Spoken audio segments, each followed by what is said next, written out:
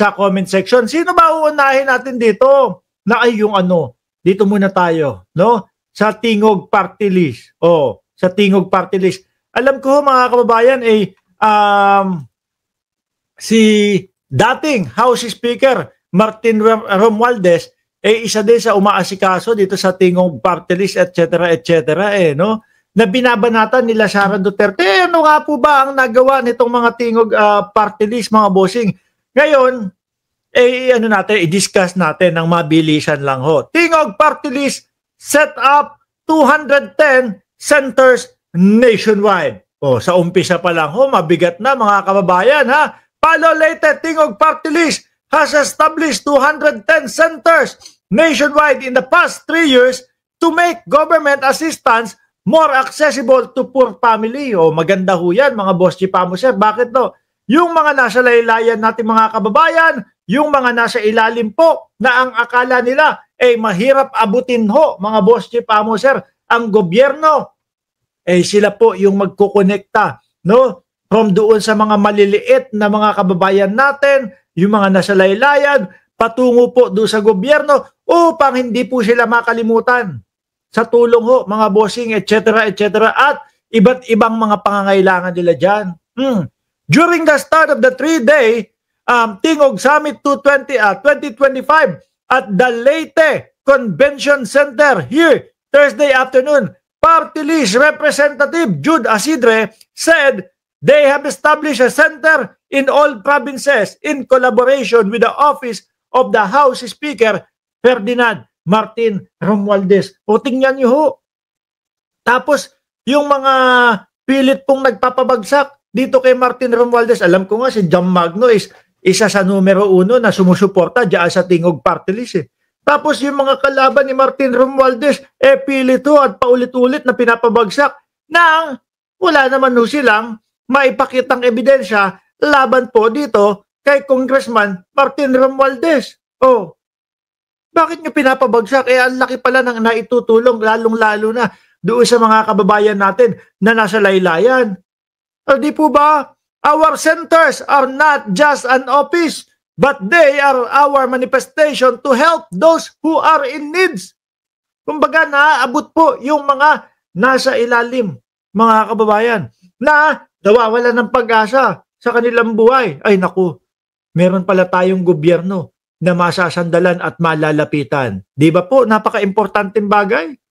Pero ano po ang ginagawa nila? Imbis na ho, mga kababayan, suportahan yung mga ganitong gawain, suportahan yung mga ganitong proyekto, hindi. Inilalaglag, ibinabagsak pa yung mga tao kagaya ni Congressman Martin Romualdez. Diba? Hindi na nga ho sila nakakatulong sa mga kapwa natin Pilipino, sila pa po yung humahatak pababa. Yung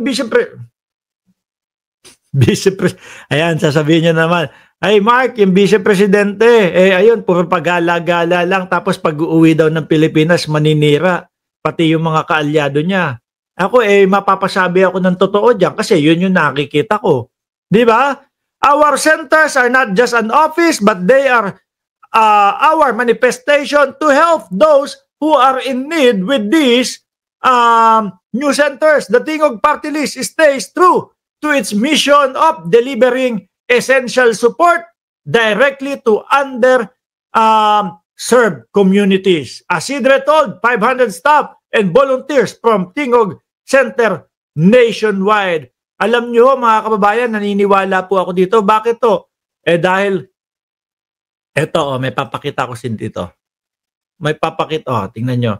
Sara Duterte Party forge alliance with Eastern Visayas Party List Tingog sinirangan. Tignan mo, sila talagang nung dati, nung panahon ng kailan to? 2018? Pinipilit nila na makipag-ugnayan, makipagkaisa sa Tingog Party List. Bakit to, mga bossing? Kasi nakikita nila na malaki ang tiwala ng taong bayan doon sa Tingog Party List. Kaya sila naman pilit na idinidikit at pilit na nakikipag-join force. Kung wala pong ginagawa at kung hindi po nakakatulong ang Tingog Party List, mga boss Chipamo sir, sa tingin nyo, didikit po ba ang kampo ng vice-presidente dyan? Hindi. Di ba? Siyempre, doon sila sa may mapapakinabangan sila. Pinipilit nila, Tacloban City, Davao City, Mayor Sara Duterte and her regional party hugpong ng pagbabago have formed an alliance with the Tingog Sinirangan, the regional party list group in Eastern Visayas on Wednesday. Duterte said the alliance with Tingog Sinirangan as well as with Lakas Christian Muslim Democrats headed by National President, former Leyte Congressman Ferdinand Martin Romualdez.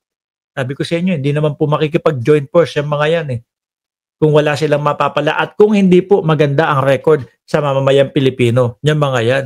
No?